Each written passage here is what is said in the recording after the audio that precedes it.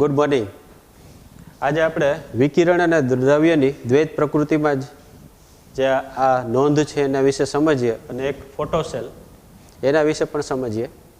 તો પહેલાં એક નોંધ ખાસ ધ્યાનમાં રાખજો અને નોંધી લેજો, જેની અંદર પ્રકાશનું કણ સ્વરૂપ ફોટોન એની અંદર આ એક સમીકરણ એક્સ્ટ્રા આપણે દર્શાવી દીધું છે કે આઇન્સ્ટાઈનના વિશિષ્ટ સાપેક્ષવાદ અનુસાર કણની ઉર્જા E equal to square root of p square c square plus m0 square c raised to 4. E equal to square root of p square c square plus m0 square c raised to 4. જ્યાં p કણનું વેગમાન છે, c શૂન્યાવકાશમાં પ્રકાશની ઝડપ અથવા વેગ, m0 કણનું સ્થિર દળ છે. તો આ સમીકરણ તમે યાદ રાખજો, આ ડાયરેક્ટ સમીકરણ. હવે v વેગથી ગતિ કરતા કણનું દળ, જેને આપણે સ્મોલ m તરીકે લીધું, તો v વેગથી ગતિ કરતા કણનું દળ small m equal to m0 છેદમાં square root of 1 minus v square છેદમાં c સ્ક્વેર. તો આ જે છે એ m0 કણનું સ્થિર દળ અને v માધ્યમમાં વેગ અને c છે શૂન્યાવકાશમાં પ્રકાશની ઝડપ. તો હવે આ બે સમીકરણ ખાસ યાદ રાખજો, ક્યારે કોઈ દાખલામાં કે એમસીક્યુમાં પૂછાય તો આપને આવડવું જોઈએ. અને સ્વાધ્યાયના દાખલામાં પણ અમુક જગ્યાએ આનો ઉપયોગ કરેલો છે. ટેક્સ્ટબુકમાં આ સમીકરણ આપેલું નથી, પણ આનો ઉપયોગ થયેલો છે. તો હવે ખાસ ધ્યાન આપજો કે E equal to square root of, આ કેવી રીતે યાદ રાખવું એ સમજાવું છું, square root of p square c square plus m0 square c raise to 4. હવે જો હજી આ ઉર્જા છે તો આ પણ ઉર્જા જ છે અને આ પણ ઉર્જા જ છે, પણ એનું સ્ક્વેર રૂટ લીધેલું છે સ્ક્વેર. તો જો આ હું સમજાવું છું. અહીંયા આપણે એમ કહીએ તો E equal to square root of p square c square plus m0 c raise to 4, m0 square c raise to 4. તો આ ઉર્જાનું પદ છે અને આ ઉર્જાનું પદ છે. કેવી રીતે સમજાવું? તો આપને ખ્યાલ છે કે આપણે આમ લખીએ છીએ કે p ઇક્વલ ટુ વેગમાન equal to E by c, આ આપણે જાણીએ છીએ. તો આના પરથી E ઇક્વલ ટુ શું થાય તો કે pc. તો આ ઉર્જા છે E ઇક્વલ ટુ pc. એ જ રીતે E equal to mc square, આ તમે ઉર્જા જાણો છો. તો આ જે છે આ એક ઉર્જા છે અને આ બીજી ઉર્જા થઈ. ચેક કરો જી, આ ઉર્જા અહીંયા કન્સિડર કરો, વિચારો, આ ઉર્જાને અહીંયા વિચારો. તો E સ્ક્વેર એટલે p સ્ક્વેર c સ્ક્વેર થાય અને E સ્ક્વેર એટલે m square c raise to 4, પણ અહીંયા m છે m0 છે, E equal to mc square પરથી. તો આ પહેલું અને આ બીજું, આ બે ઉર્જાના પદ છે અને બેનો વર્ગ છે. તો E ઇક્વલ ટુ pc એટલે p સ્ક્વેર c સ્ક્વેર, આ E equal to m0 c square, તો m0 square c raise to 4 આવશે. તો આવી રીતે યાદ રાખી શકો. હવે v વેગથી ગતિ કરતા કણનું દળ m ઇક્વલ ટુ m0 છેદમાં square root of 1 minus v square by c square.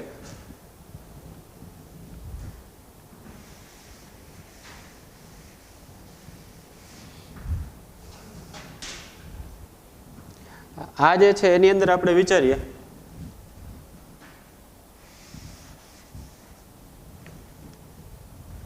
જ્યારે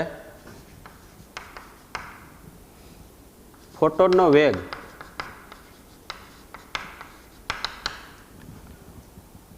v એ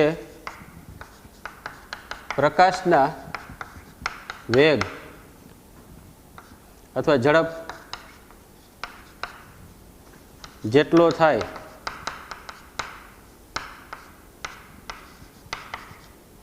ત્યારે આ સમીકરણ પ્રમાણે શું કહે છે, ફોટોનનો વેગ એટલે v, આવી પ્રકાશનો વેગ એટલે આપણે એને c કહી દઈએ. તો આ c, તો આ છે v છે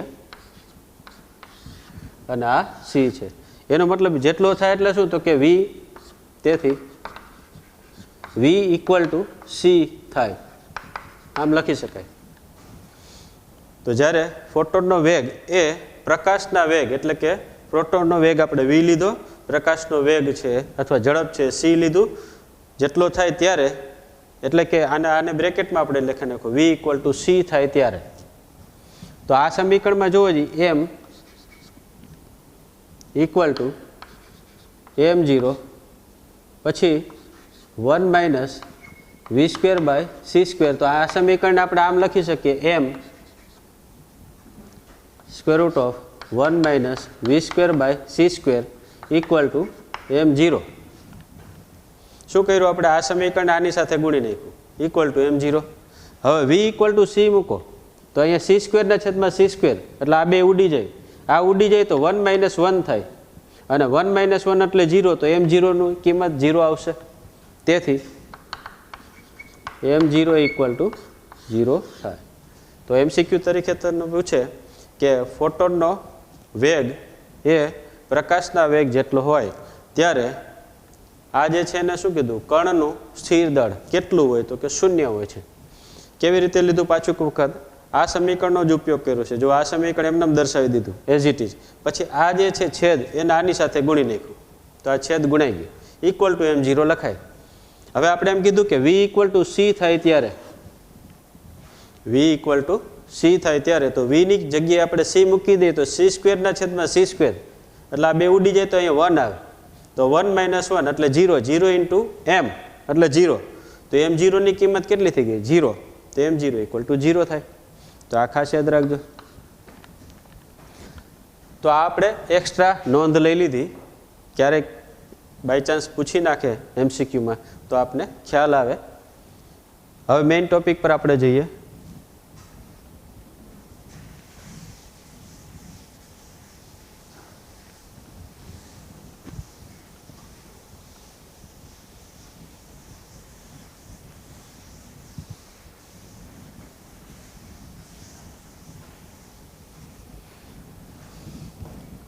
જો ફોટોસેલ,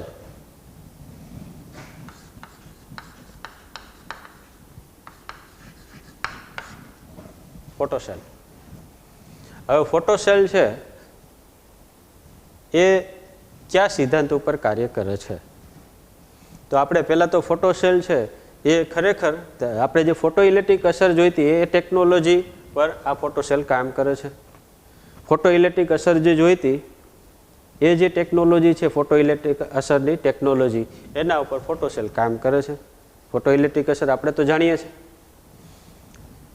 બીજું, આ જે ફોટોસેલ છે એને આપણે ઇલેક્ટ્રિક આઈ તરીકે પણ ઓળખીએ છીએ. ઇલેક્ટ્રિક આઈ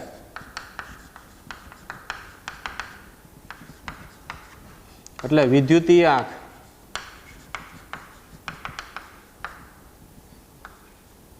વિદ્યુતીય આંખ તરીકે પણ ઓળખીએ છીએ.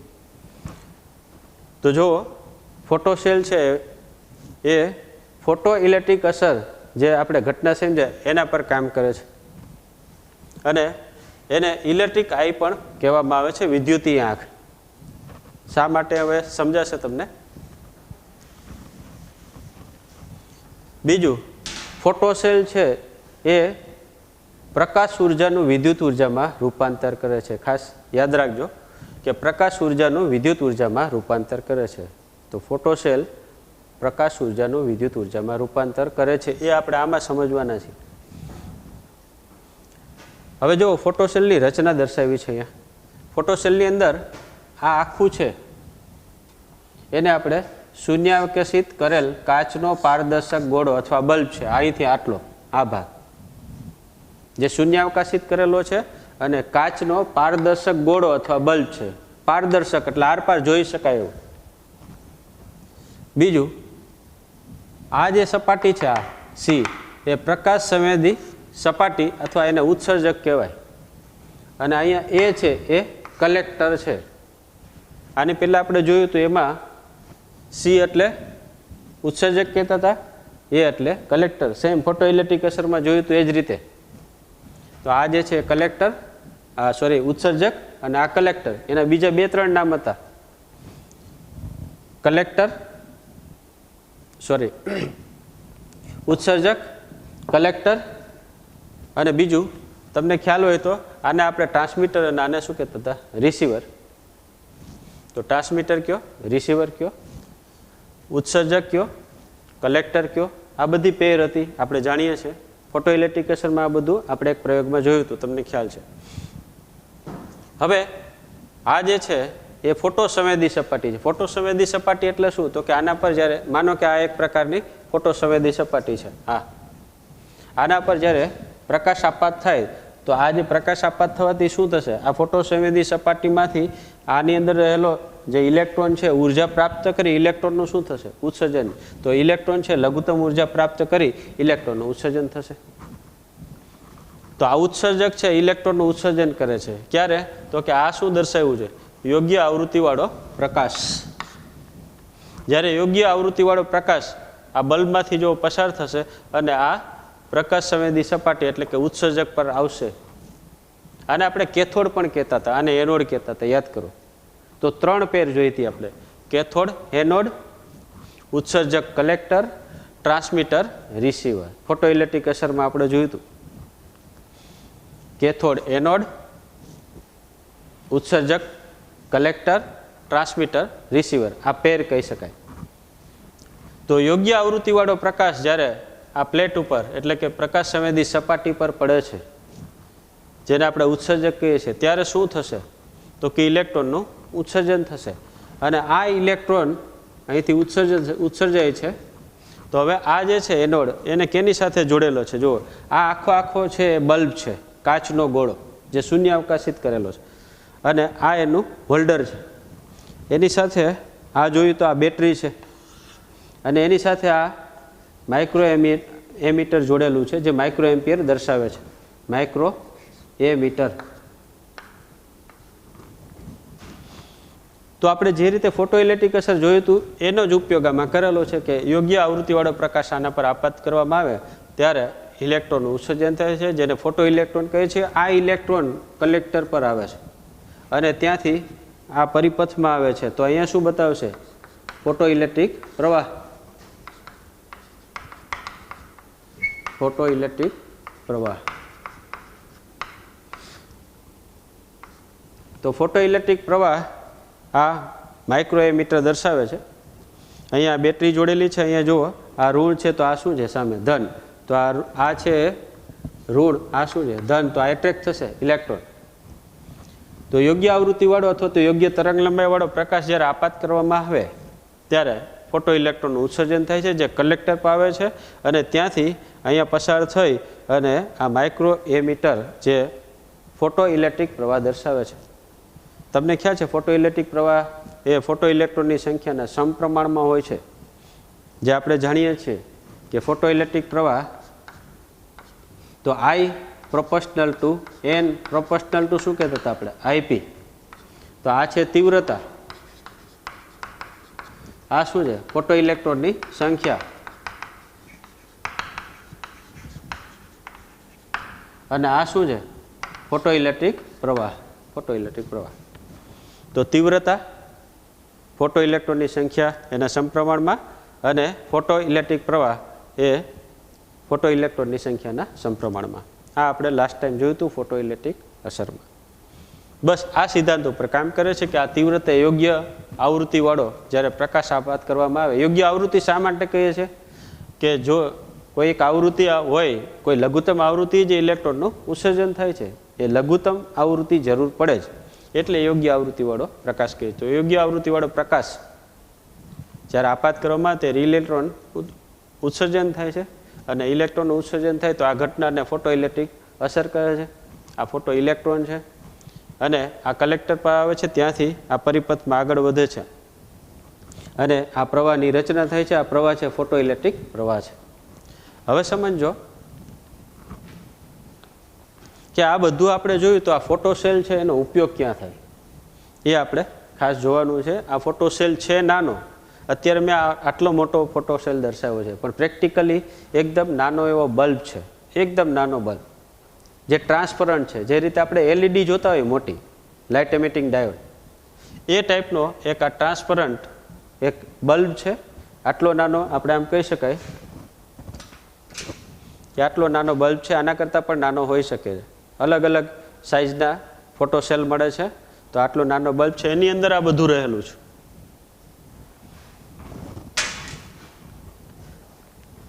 તો ફોટોસેલનો ઉપયોગ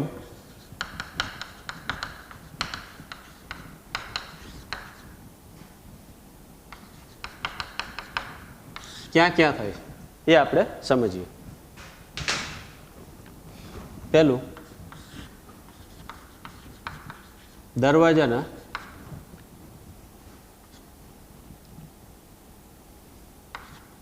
ઓટોમેટિક કંટ્રોલિંગ માટે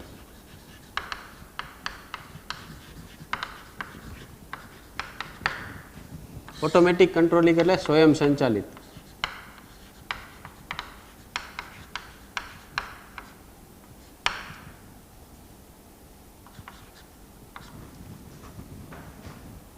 તો આ કેવી રીતે થાય સમજીએ. તો એમાં ફોટોસેલ આ દરવાજાનું ઓટોમેટિક કંટ્રોલિંગ કેવી રીતે કરે, દરવાજો ઓપન થાય અને ક્લોઝ થાય કેવી રીતે ઓટોમેટિક એ સમજીએ.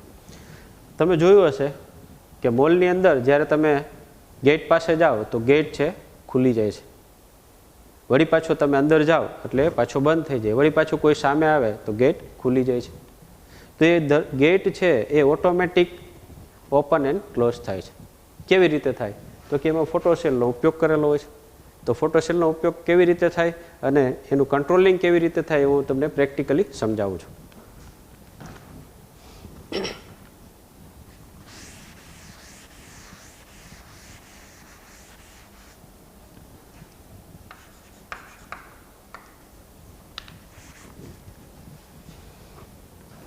જો ખાસ સમજો કે આ પ્રકાશ આપાત થાય છે. તો જ્યારે ગેટની સામે તમે જાઓ છો તો માનો કે અહીંયા ફોટોસેલ છે.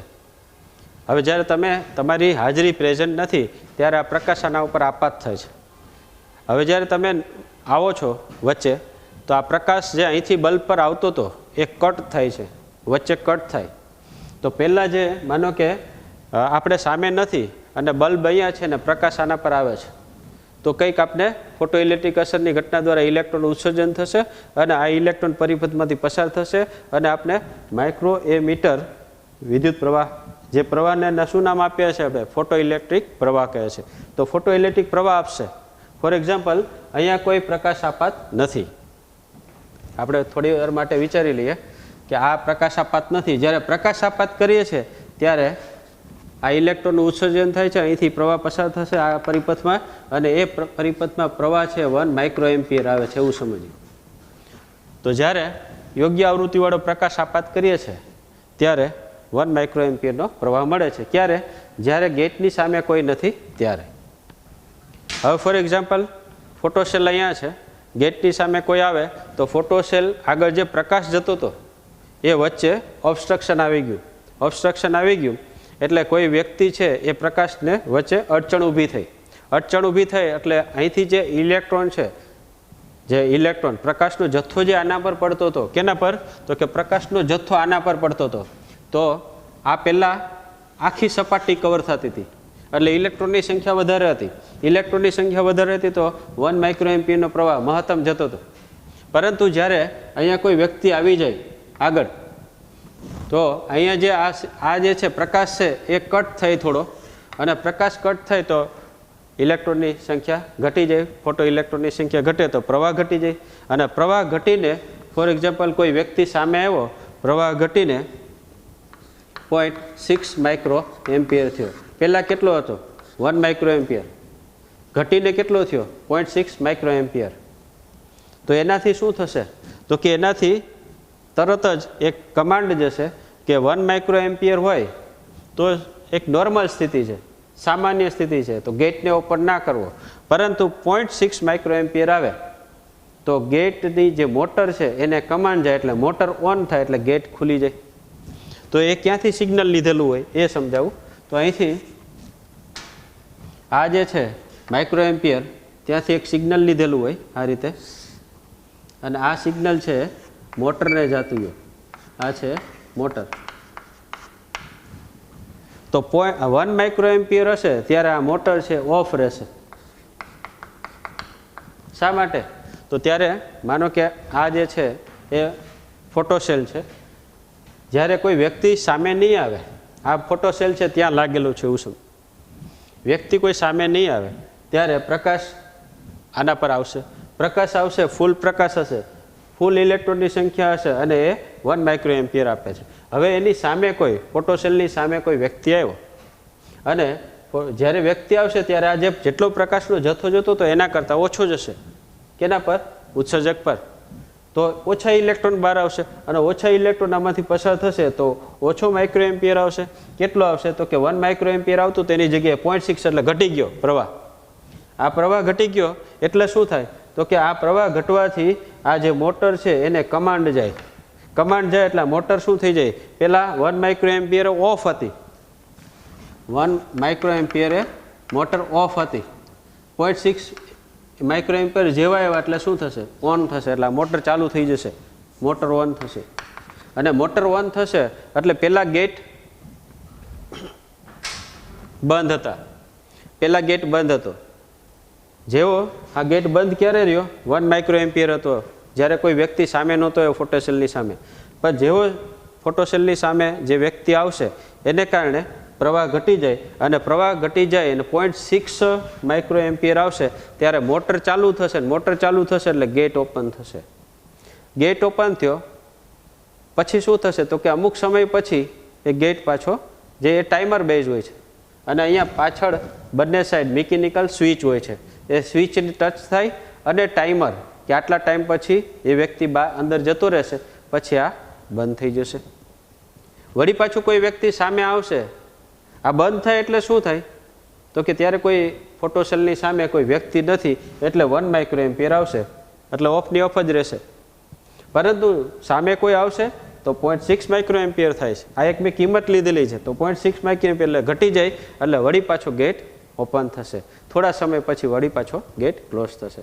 તો આ ઓપન અને ક્લોઝ જે થાય છે ગેટ, એ ઓટોમેટિક કંટ્રોલિંગ કહેવાય, જેમાં ફોટોસેલનો ઉપયોગ થાય છે. તો ફોટોસેલ એક સાઈડમાં રાખેલો હોય, તમે જાઓ ત્યારે તમે વચ્ચે રિસ્ટ્રિક્શન કરો છો, પ્રકાશને રોકો છો એટલે ફોટો ઇલેક્ટ્રોનની સંખ્યા ઓછી થાય, માઇક્રો એમ્પિયર ઓછી થાય, માઇક્રો એમ્પિયર ઓછા થાય એટલે મોટર છે એનો કમાન્ડ આપેલો હોય કે એને ઓન કરવી છે કે ઓફ કરવી. આના પર શું રહેવું જોઈએ? 1 માઇક્રો એમ્પિયર, તો કે ઓફ રહેવું જોઈએ. 0.6 માઇક્રો એમ્પિયર આવે તો શું કરવાનું? ઓન કરવાનું. તો આ ઓટોમેટિક કંટ્રોલિંગ સિસ્ટમમાં આ દરવાજાનું અથવા તો ગેટનું ઓટોમેટિક કંટ્રોલિંગ સિસ્ટમ હોય એની અંદર ફોટોસેલનો ઉપયોગ થાય છે. બીજી ઘણી બધી જગ્યાએ ફોટોસેલનો ઉપયોગ થાય છે. જેમ કે ફોર એક્ઝામ્પલ બીજું ગણક માપક સાધન માં, તો ગણક માપક સાધન એટલે શું? તો કાઉન્ટિંગ ઇન્સ્ટ્રુમેન્ટ.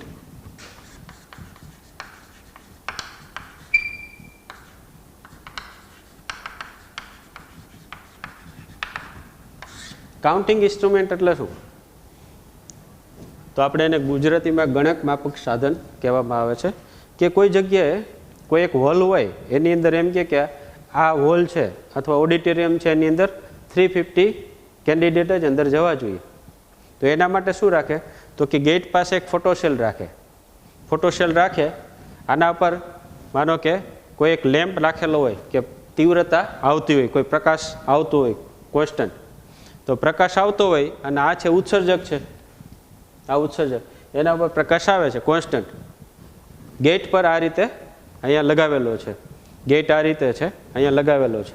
હવે કોઈ વ્યક્તિ અંદર આવે એટલે શું થશે? તો કે આ પ્રકાશ જતો તો એને કટ કરે છે. કટ કરે એટલે માઇક્રો એમ્પિયર ઓછા થશે.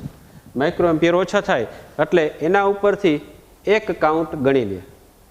હવે કોઈ બીજો વ્યક્તિ આ ગેટમાંથી પસાર થાય છે. ફોટોસેલ આ રીતે છે, પ્રકાશ પહેલાં આવતો હતો, કોઈ વ્યક્તિ અંદર જાય એટલે આ પ્રકાશ છે એને કટ કરશે એટલે માઇક્રો એમ્પિયર ઓછા થશે. માઇક્રો એમ્પિયર ઓછા થાય એટલે બીજો કાઉન્ટ ગણશે. કોઈ ત્રીજો વ્યક્તિ આવશે તો આ રીતે એક પછી એક વ્યક્તિ આવતા જશે અને આ જે માઇક્રો એમ્પિયર આપે છે, આ જે બદલાવ થાય છે, આ જે આપણે એમ કહીએ કે ફોટો ઇલેક્ટ્રિક પ્રવાહમાં જે ફેરફાર થાય છે એના પરથી જ એ કાઉન્ટિંગ ગણતરી કરે છે. તો પહેલો વ્યક્તિ ગયો ત્યારે 0.6 માઇક્રો એમ્પિયર આવ્યું ફોર એક્ઝામ્પલ, બીજો વ્યક્તિ ગયો ત્યારે પાછું 0.6 માઇક્રો એમ્પિયર આવ્યું, એ નીકળી જાય પછી પાછો 1 માઇક્રો એમ્પિયર આવી જાય. તો એમ કરતાં કરતાં જ્યારે એક પછી એક આ 1 માઇક્રો એમ્પિયરમાંથી 0.6 માઇક્રો એમ્પિયર થાય ત્યારે એક કાઉન્ટ ગણે, વળી પાછું 1 માઇક્રો એમ્પિયરમાંથી 0.6 માઇક્રો એમ્પિયર થાય ત્યારે બીજો કાઉન્ટ, એમ કરતાં કરતાં ત્રીજો. તો જેવા 350 આવે એટલે તરત જ એલાર્મ વાગે કે અહીંયા 350 કાઉન્ટિંગ થઈ ગયા છે. જે ઓડિટોરિયમની અંદર 350નું કાઉન્ટ, 350 જ કેન્ડિડેટ અંદર જઈ શકીએ. તો એના સાથે એક એલાર્મ જોડી દઈએ તો એલાર્મ વાગે કે હવે તમારે અહીંયા ગેટ બંધ કરવાનો છે. તો આ જે છે ગણક માપન સાધનમાં આવી રીતે ઉપયોગ થઈ શકે. અથવા તો તમે આમ પણ કહી શકો કે ગણક માપક સાધન તમને ખ્યાલ હોય તો ટોલ નાકું હોય, જ્યાં ટોલ ટેક્સ આપણે ભરીએ છીએ, ત્યાં પણ ફોટો સેલ લાગેલો હોય તો આખા દિવસની અંદર અહીંથી આ ટોલ નાકેથી કેટલા વ્હીકલ પસાર થાય છે એનું પણ કાઉન્ટિંગ કરી શકો. કે આ ફોટો સેલ છે, કોઈ વ્હીકલ લઈને આવે, પહેલાં વ્હીકલ નથી ત્યારે પ્રકાશ આના પર, માનો કે આ ફોટો સેલ અહીંયા લાગેલો છે, ક્યાં ટોલ નાકે, તો ત્યાં બાજુમાં લાગેલો છે, પ્રકાશ આના પર આવે છે, ફૂલ માઇક્રો એમ્પિયર બતાવે છે 1 માઇક્રો એમ્પિયર, પણ જ્યારે કોઈ વ્હીકલ અહીંયા વચ્ચે આવશે એટલે પ્રકાશ રોકાશે. પ્રકાશ રોકાય એટલે ઓબ્સ્ટ્રક્શન આવ્યું. તો ઓબ્સ્ટ્રક્શન આવે છે તો એનાથી શું થાય તો કે માઇક્રો એમ્પિયર ઘટે 0.6. તો એક કાઉન્ટ દર્શાવી દેવાનો. પછી બીજો કોઈ વ્યક્તિ કોઈ વ્હીકલ લઈને આવે તો એને બીજા કાઉન્ટિંગ, ત્રીજો વ્યક્તિ આવતો. તો આખા દિવસની અંદર ટોટલ આ ટોલનાકામાંથી ટોટલ કેટલા વ્યક્તિ છે પસાર થયા છે એનું કાઉન્ટિંગ તમને મળી શકે. તો ગણક માપક સાધન અલગ અલગ જગ્યાએ જુદી જુદી એપ્લિકેશન માટે આનો ઉપયોગ થઈ શકે. બહુ નાનો એવો ફોટો સેલ છે અને કિંમતમાં પણ સસ્તો છે, પણ ઘણી બધી જગ્યાએ ઉપયોગી છે. બહુ મહત્વ છે આનું. પછી આપણે એમ કહીએ ફાયર એન્ડ સેફટી. તો ફાયર એન્ડ સેફટીમાં શું છે તો કે આ રૂમની અંદર જ્યારે કોઈ આગ નથી લાગેલી, તો આગ નથી લાગી એટલે કે ફાયર નથી થયું, તો એ સમયે પ્રકાશ આના પર જે આવતો હશે એ આપણે કોઈ માઇક્રો એમ્પિયર બતાવતું હશે, કારણ કે ઇલેક્ટ્રોનનું ઉત્સર્જન કરતું હશે. તો એ સમયે જે માઇક્રો એમ્પિયર આવે છે, હવે માનો કે આગ લાગે તો આ જે છે ટ્રાન્સપરન્ટ છે, જો બલ્બ, માનો કે આ ફોટો સેલ છે, તો આગ લાગે તો વધારે પ્રકાશનો જથ્થો થશે, અને વધારે પ્રકાશનો જથ્થો જશે તો એનાથી માઇક્રો એમ્પિયર વધશે. પહેલાં માઇક્રો એમ્પિયર ઓછા હતા જો આ એપ્લિકેશનમાં, કારણ કે આગ નહોતી લાગી ત્યારે પ્રકાશનો જથ્થો ઓછો હતો, ઇલેક્ટ્રોનનું ઉત્સર્જન ઓછું થતું હતું. પણ આગ લાગે ત્યારે પ્રકાશનો જથ્થો વધારે જશે, કેના પર? ઉત્સર્જક પ્લેટ પર. એટલે વધારે ઇલેક્ટ્રોનનું ઉત્સર્જન થશે એટલે વધારે માઇક્રો એમ્પિયર આવશે. ને વધારે માઇક્રો એમ્પિયર પર અહીંયા એક એલાર્મ લીધેલો હોય કે અહીંયા આગ લાગેલી છે, એલાર્મ તરત જ વાગે એટલે ફાયર થયું છે એવું ગણતરી કરવાનું. અને એના માટે સેફટી પ્રિકોશન લેવામાં આવે છે કે એનાથી જ્યારે પણ આગ લાગે તો કયા રૂમની અંદર આગ લાગે એનું પણ ઇન્ડિકેશન આપણે આપી શકીએ છીએ. તો કંટ્રોલિંગ સિસ્ટમ માટે પણ આ કામ લાગે છે. પછી માનો કે કોઈ જગ્યાએ આપણે એમ વિચારીએ કે કોઈ રૂમ છે, અથવા તો આપણે કોઈ ચોરી કરવા આવે છે અને એક એલાર્મ આપવો છે, તો જ્યારે આપણો ગેટ હોય, ગેટની સામે તમે આ ફોટો સેલ લગાવી દો અને એની સામે યુવી લગાવો, અલ્ટ્રાવાયોલેટ લેમ્પ. તો આ પ્રકાશથી આ જે ઉત્સર્જક પ્લેટ છે એ પ્રકાશ, યુવીનો લેમ્પ છે એ આના પર પ્રકાશ આપે છે. કેના પર? તો કે આ ફોટો સેલની ઉત્સર્જક પ્લેટ, એના પર પ્રકાશ આપે છે, કંઈક માઇક્રો એમ્પિયર આપે છે. પણ જ્યારે કોઈ વચ્ચે આવી જાય અથવા તો ચોર આવે તો વચ્ચે જે આવશે તો અહીંયા ફોટો સેલ છે, વચ્ચે આવે એટલે આ પ્રકાશને ઓબ્સ્ટ્રક્શન કરશે, અવરોધે છે, એટલે માઇક્રો એમ્પિયર ઓછા થશે. માઇક્રો એમ્પિયર જેવા ઓછા થાય, કારણ કે પ્રકાશનો જથ્થો ઘટ્યો, માઇક્રો એમ્પિયર જેવા ઓછા થાય એટલે એક એલાર્મ આપી દીધો હોય, એ એલાર્મ વાગે એટલે ખ્યાલ આવે કે ગેટની સામે કોઈ આવેલું છે. તો આ જે છે થેફ્ટ માટે પણ વપરાય છે કે કોઈ ચોરી કરવા આવે તો એના માટે પણ એક એલાર્મ સિસ્ટમ આપી શકાય, એમાં પણ ફોટો સેલનો ઉપયોગ થઈ શકે. પછી બોઇલર સેફટી.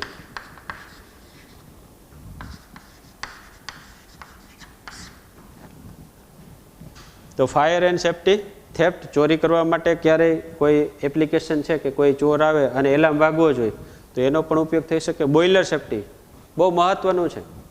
બોઇલરની અંદર આગ લાગે એટલે કે બોઇલર બ્લાસ્ટ થાય એ પહેલાંની સેફટી, એમાં ફોટો સેલનો ઉપયોગ થાય છે. તો ફોટો સેલનો ઉપયોગ એની અંદર કેવી રીતે થાય થોડુંક સમજાવું છું બહુ સંક્ષિપ્તમાં કે બોઇલર સ્ટીમ બોઇલર છે ફોર એક્ઝામ્પલ જે પાણીનું વરાળમાં રૂપાંતર કરે છે તો એ સ્ટીમ બને છે અને સ્ટીમનો ઉપયોગ અલગ અલગ ઇન્ડસ્ટ્રીમાં જુદી જુદી જગ્યાએ થતો હોય છે. તો એની અંદર કેવી રીતે હોય તો કે બોઇલરની અંદર એક એર બ્લોઈંગ હોય, એક મોટર છે એરની હોય છે અને બીજી બાજુથી ઓઇલ જતું હોય છે. તો એર અને ઓઇલ એ બેનું મિશ્રણ સ્પ્રે કરતું હોય છે. તો એક બાજુથી એર આવે છે, બીજી પાઇપમાંથી ઓઇલ આવે છે, એર અને ઓઇલનું મિશ્રણ સ્પ્રે થતું હોય છે અને એની આગળ એક શું હોય છે તો કે ઇગ્નાઇટર હોય છે. એ સ્પાર્ક થાય એટલે આગ લાગે અને આગ લાગે એને કારણે પાણી છે એ બોઇલ થાય અને એની વરાળ બને, એ વરાળનો ઉપયોગ થાય છે. આ સાદી પ્રક્રિયા બોઇલરની. તો એની અંદર શું હોય તો કે જ્યાં આ હવા અને ઓઇલનું મિશ્રણ સ્પ્રે થાય છે ત્યાં ફોટોસેલ લાગેલો હોય. શા માટે? ત્યાં આગ લાગેલી હોય. આગ લાગેલી હોય એટલે ફોટોસેલનો ઉત્સર્જક છે એ ઇલેક્ટ્રોનનું ઉત્સર્જન કરે અને માઇક્રો એમ્પિયર બતાવે. હવે માનો કે આગ કોઈ બાય ચાન્સ બંધ થઈ ગઈ તો શું થાય? તો તકલીફ થાય. શા માટે? તો કે એક બાજુથી ઓઇલ આવે છે, એક બાજુથી એર આવે છે, બેનું મિશ્રણ છે ને આગ લાગતી નથી. આગ લાગતી નથી તો એ બળતણ છે એ ત્યાં ને ત્યાં જ નીચે. બળતણ એટલે શું? તો કે ઓઇલ અને એરનું મિશ્રણ ત્યાં ને ત્યાં જ પડે છે. જો આગ લાગતી હોત તો શું થાત? તો કે એના દ્વારા પાણી છે બોઇલ પાણી છે એનું વરાળમાં રૂપાંતર થાત. પણ અહીંયા આગ લાગતી નથી અને આગ લાગતી ન હોય તો એ આખું મિશ્રણ ઓઇલ અને હવાનું મિશ્રણ જે સ્પ્રે થતું હતું એ ત્યાં ને ત્યાં જ પડશે અને એટલો બધો ઢગલો થશે, એટલું બધી ક્વોન્ટિટીમાં ત્યાં ત્યાં રહેશે કે કોઈ કારણસર ત્યાં માનો કે સ્પાર્ક થયું, કોઈ પણ કારણસર અથવા તો ફ્રિક્શનને લીધે પણ, ઘર્ષણને લીધે પણ શું થાય તો ત્યાં એકદમ મોટો બ્લાસ્ટ થઈ શકે છે. આ બ્લાસ્ટને રોકવા માટે અહીંયા ફોટોસેલ રાખવામાં આવે છે. કેવી રીતે? તો કે જ્યારે ઓઇલ અને એરનું જે મિશ્રણ છે એ ઇગ્નાઇટ થાય ત્યારે અહીંયા પ્રકાશ આવશે, આગ પકડે ત્યારે પ્રકાશ આવશે અને જ્યારે ઓઇલ અને એર એ બેનું મિશ્રણ છે એ જ્યારે આગ ના પકડે ત્યારે આના પર પ્રકાશ આવતો નથી અને આગ ન પકડે એ તો પ્રોબ્લેમેટિક છે. શા માટે? તો કે ઓઇલ અને એરનું મિશ્રણ ઘણું બધું ભેગું થાય જેને કારણે બ્લાસ્ટ થઈ શકે છે અને ઓઇલ ને એરનું મિશ્રણ ભેગું ન થાય એના માટે શું થાય? તો કે જ્યારે આગ ના હોય ત્યારે આ જે ફોટોસેલ છે ને ઉત્સર્જક પ્લેટ પર કોઈ પ્રકાશ જ નથી આવતો અને પ્રકાશ ન આવે તો ઇલેક્ટ્રોનનું ઉત્સર્જન ન થાય તો માઇક્રો એમ્પિયર ઘટીને શૂન્ય થઈ જાય અને શૂન્ય થાય ત્યારે શું કરે? તો કે આ બોઇલરને બંધ કરી દે. શા માટે? તો કે બોઇલરમાં જે એર બ્લોઈંગ કરતી હોય એ મોટર હોય અને ઓઇલ બ્લોઈંગ કરતી હોય એ મોટર, ઓઇલ અને એરની બંને મોટર બંધ કરી દે તો ઓઇલ અને એરનું મિશ્રણ ત્યાં જમા ન થાય અને જમા ન થાય તો બ્લાસ્ટ ના થાય. એટલે બોઇલર છે એ બહુ ક્રિટિકલ છે ઇન્ડસ્ટ્રીની અંદર. એ બોઇલર, સ્ટીમ બોઇલરમાં આનો ઉપયોગ બહુ ઇમ્પોર્ટન્ટ છે. ફોટોસેલનો ઉપયોગ સેફટી તરીકે થાય છે, બોઇલરને બ્લાસ્ટ થતાં રોકે છે. એટલે ઘણી બધી જે હાનિ થવાની હોય છે, જેમ આપણે એમ કહીએ કે સાધન તો ઠીક છે, ઘણા બધા માણસો છો એમાં પણ એને તકલીફ પડે છે. તો બોઇલર સેફટી માટે બહુ ઇમ્પોર્ટન્ટ ફોટોસેલનો ઉપયોગ થાય છે. તો ઘણી બધી જગ્યાએ તમે ફોટોસેલનો ઉપયોગ આવી રીતે જોઈ શકો. તો ફોટોસેલ છે નાનું, કિંમતમાં પણ સસ્તું છે, પરંતુ એનો ઉપયોગ ઘણો બધો છે. આઈ હોપ કે તમને આ ખ્યાલ આવી ગયો હશે. તો અહીં સુધી રાખીએ. Thank you very much.